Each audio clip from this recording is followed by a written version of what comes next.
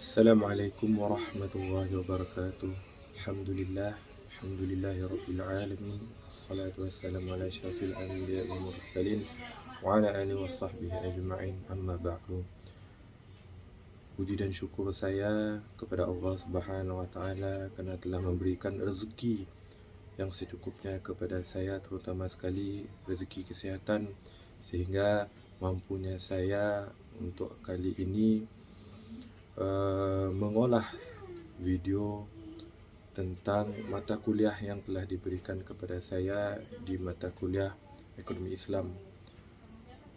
Salam hormat saya diucapkan kepada guru pembimbing ataupun dosen pembimbing di mata kuliah Ekonomi Islam untuk Manajemen Dakwah semester 4. Sebelumnya saya perkenalkan, nama saya Muhammad Fahmi bin Rafa'i dari jurusan Manajemen Dakwah semester 4. InsyaAllah telah diberikan sebuah tugasan kepada saya untuk pembikinan pengolahan sebuah video tentang judul iaitu Rancang Bangunan Ekonomi Islam.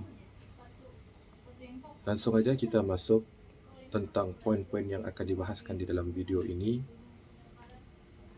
Dan seharusnya kita itu mengetahui tentang awalnya, tentang apa yang seharusnya ada di dalam ekonomi Islam ini sebelum dikembangkan menjadi lebih baik, lebih bagus. Jadi Islam telah mengembangkan suatu ilmu ekonomi yang khas, dilandasi oleh nilai-nilai iman dan Islam yang dihayati dan diamalkan. Contoh ilmu ekonomi menurut perspektif Islam, ya. Jadi ada ciri-ciri khasnya. Jadi ada baiknya bila kita mampu mengikuti apa yang telah disusunkan, yang ada diaturkan pada zaman Nabi Muhammad SAW. Seperti yang kita tahu, Nabi Muhammad sendiri seorang yang cukup baik di dalam bahagian ekonomi, pengurusan ekonomi. Kerana dari pengalamannya sendiri merupakan seorang pedagang yang banyak sekali pengalaman-pengalamannya sewaktu dia mengikut Siti Khadijah. Okay. Sekarang kita masuk ke sedikit perbezaan sudut pandang. Ekonomi konvensional tidak dapat dikompromikan dengan ekonomi Islam kerana masing-masing didasarkan atas pandangan dunia yang berbeza. Okay. Contohnya, ekonomi konvensional, ia melihat ilmu sebagai sesuatu yang sekuler, orientasi hanya pada kehidupan duniawi. Okay. Seperti yang kita tahu sekarang, ekonomi konvensional ini terlalu cepat pergerakannya, ya, kerana tidak apa yang perlu dipikirkan. Okay. Saya bisa simpulkan di sini bagaimana pemahaman orang Cina, ya, di bahagian ekonominya itu, kenapa mereka itu bisa bergerak dengan lebih cepat. Karena tidak hanya bukan sebuah ke arah lainnya yang mereka pikirkan. Mereka hanya mikirkan tentang duniawi, tentang harusnya sebuah ataupun sebuah produk ekonomi mereka ini sekadar berjalan dengan lancar. Tidak ada dasar-dasar pegangan ikatannya itu. Mereka tidak memikirkan baiknya halal ataupun sunnah yang telah ditetapkan itu, mereka tidak memikirkan sama sekali. Dan kemudiannya ada ekonomi Islam yang dibangunkan atas atau paling tidak diwarnai oleh prinsip-prinsip religius, berorientasi pada kehidupan dunia kini dan sekaligus kehidupan akhirat. Okay. Jadi di sini ada beberapa pemikir ekonomi Islam kontemporer dapat diklasifikasikan di dalam 3 mazhab. Yang pertama adalah mazhab Baqir. Ilmu ekonomi tidak pernah bisa sejalan dengan Islam, katanya. Ekonomi tetap ekonomi dan Islam tetap Islam. Keduanya tidak akan pernah dapat disatukan karena keduanya berasal daripada filosofi yang saling kontradiktif. Yang satu anti-Islam, yang lainnya Islam. Perbedaan filosof tersebut menyebabkan perbedaan cara pandang yang sangat mendasar, yaitu ilmu ekonomi timbul kerana adanya keinginan manusia yang tidak terbatas, sementara sumber daya terbatas. Islam menolak pendapat tersebut dengan dasar ayat Al-Quran, yaitu sesungguhnya telah kami ciptakan segala sesuatu dalam ukuran yang setepat-tepatnya. Itu ada pada surah Al-Qamar ayat 49. Okay.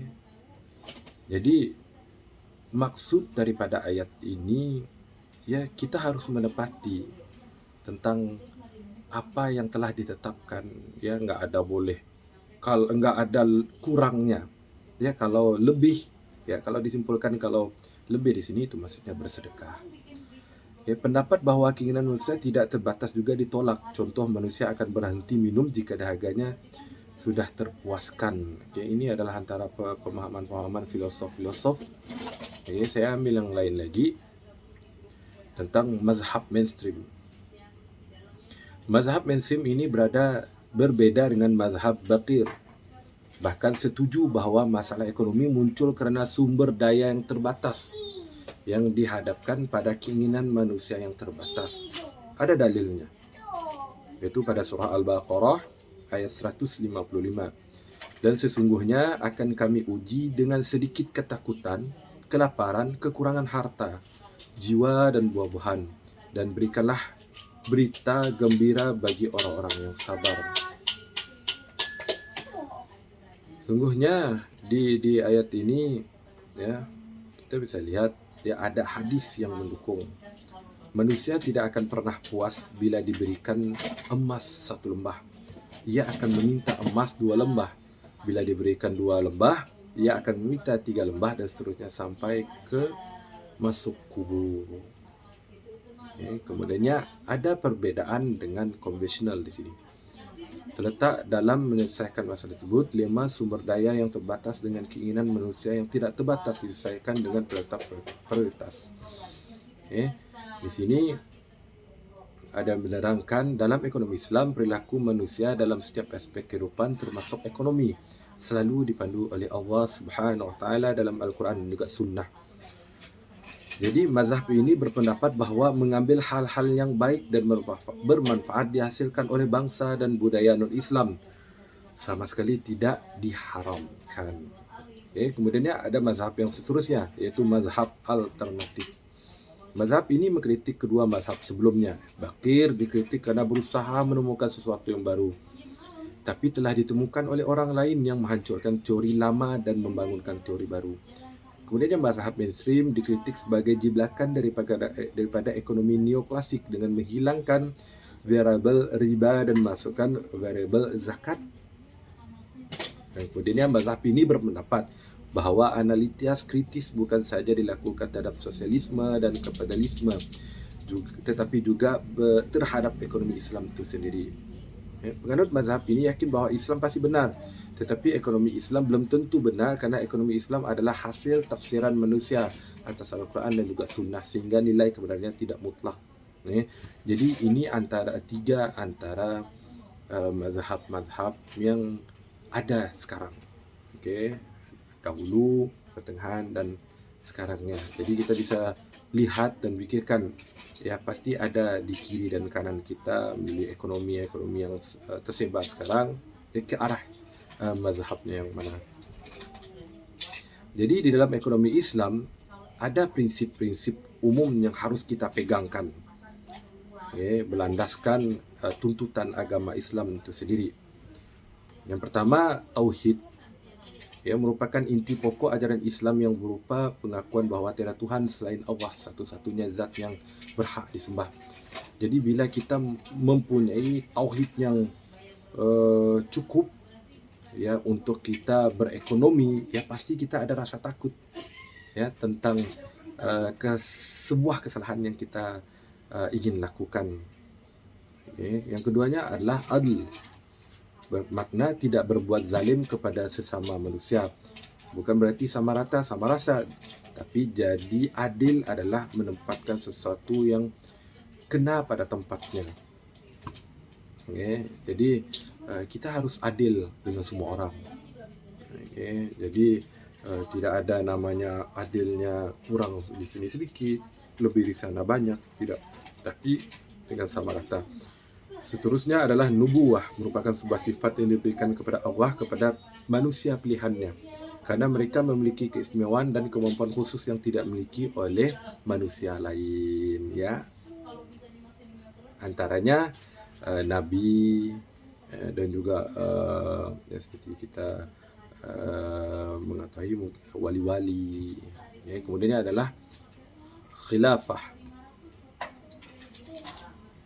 Okay.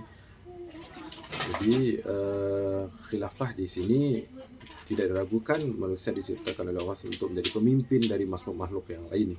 Kemudian ada ma'ad.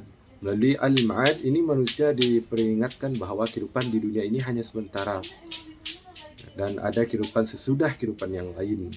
Okay. Kemudian ada multi-type ownership, iaitu Islam mengakui kepemilikan peribadi, kepemilikan bersama dan juga kepemilikan negara. Seterusnya freedom to act, iaitu kebebasan berekonomi selamanya tidak melanggar rambu-rambu syariah. Kemudian ada social justice, iaitu keadilan sosial yang berbeda dengan konsep charity atau donasi dalam ekonomi konvensional. Rezeki halal yang didapatkan dengan jerih payah itu dikini ada hak orang lain. Jadi bukan kerana berbaik hati memberikan donasi, namun hal tersebut bukan hak kita saja, tapi ada hak orang lain. Ya, ini kita kenali sebagai zakat. Okay, kalau itu ini lebih kepada pengundukan zakat. Okay, jadi insyaAllah tidak terlalu banyaknya ilmu dari saya kerana saya masih lagi bergelar sebagai pelajar. Ya, mungkin kedepannya insyaAllah dari poin-poin yang bisa saya berikan sekarang, kedepannya insyaAllah akan lebih baik. Jadi itu aja dari saya, kurang lebih wabillahi taufiq. Assalamualaikum warahmatullahi wabarakatuh.